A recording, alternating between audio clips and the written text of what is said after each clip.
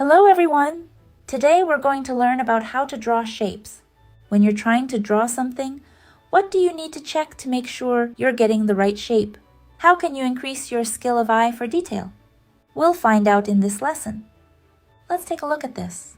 First of all the objects we see are based on basic shapes. And there are three things: the sphere, the cylinder, and the cuboid. Everything we see, like natural objects, man-made objects, people, animals, are based on these basic shapes. So even if you're drawing a complex shape, you can draw easily by just substituting basic shapes on it. It's relatively easy to draw them, but it's really easy to substitute with simple objects. As you can see, an egg is more of a sphere, and the bottle? It's more like a cylinder. A chair is like several cuboids glued together.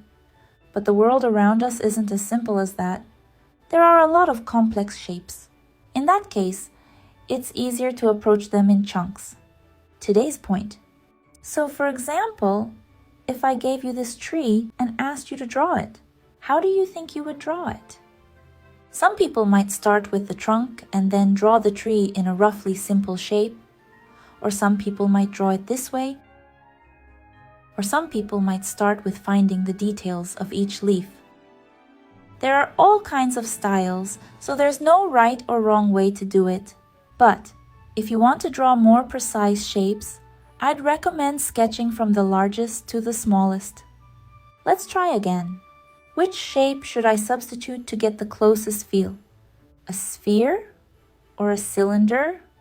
Or a cuboid? Did you guess? Here's how you can draw it. In other words, a sphere is the closest thing for this tree. If you look closely, we had these three levels of contrast that we learned about: light, medium, and dark, right? It's got all three of those appropriately.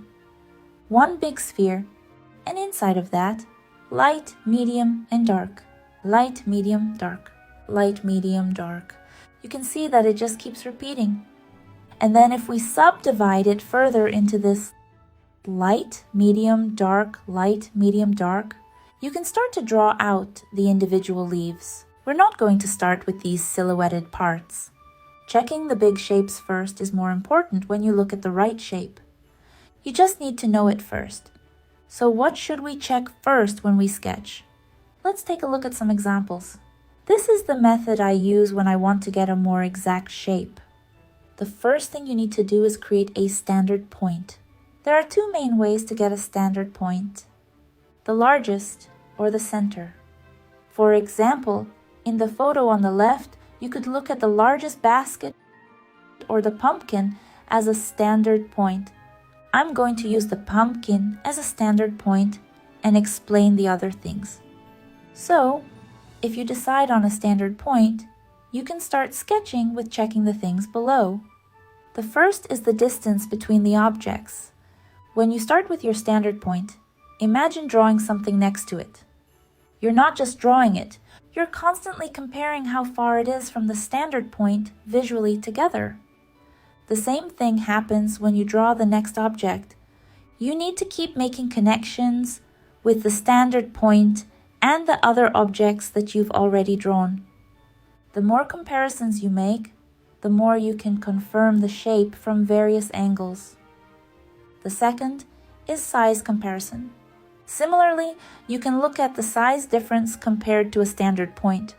If we compare a leaf to a pumpkin, the leaf is a quarter of the size of the pumpkin.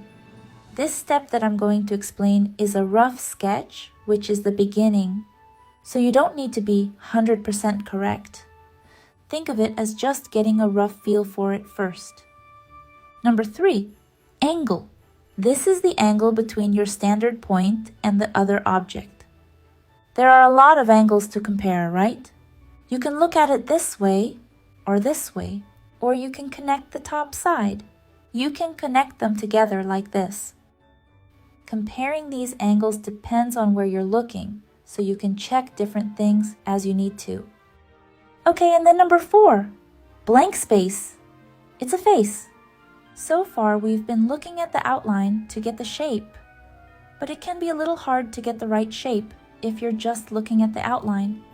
If you want to be a little more precise about the shape here, you need to look at this inside face instead of the outline. You can see it like this, or you can look at it like this too. You need to compare the shape of the empty space instead of the line.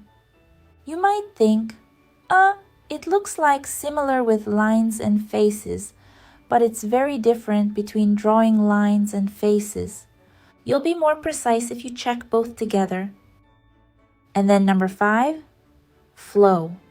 Some things have flow and some things don't.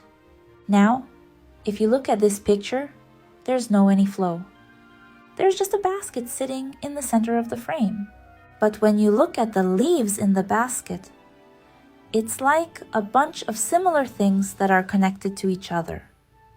The curve that comes out when you connect them together is the flow.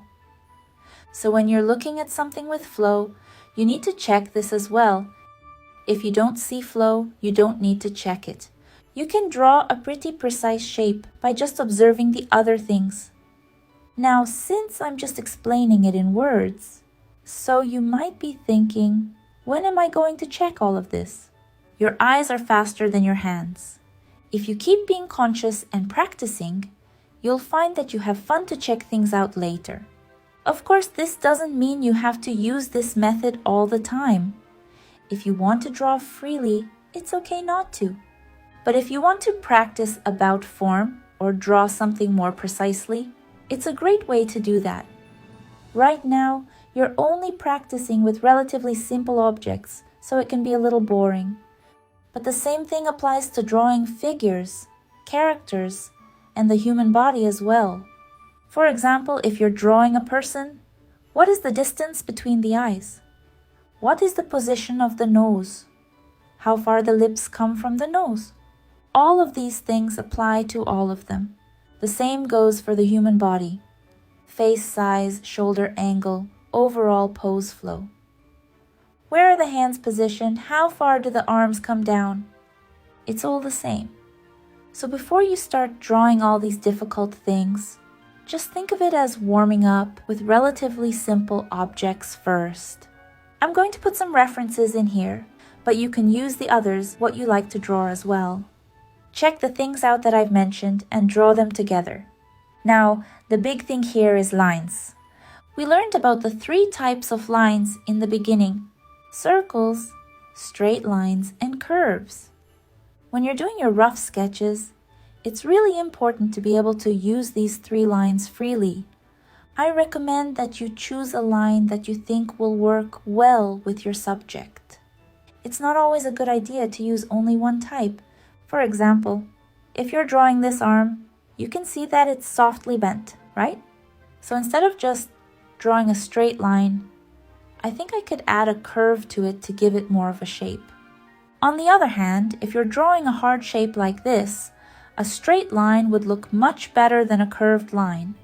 The same goes for the other shapes. If you draw a shape like this in detail from the beginning, it would be easy to make it look like this. Please don't do that. It's okay to check that it's round and just move on. It's not just about putting in basic shapes, but also when you're using lines, you need to think about which line is better in this case. Okay, that's it for drawing with basic shapes. It's still a little hard to do with words, isn't it? Let's try to draw with the methods we learned today next time. Thank you for today. Then I'll see you in the next lesson.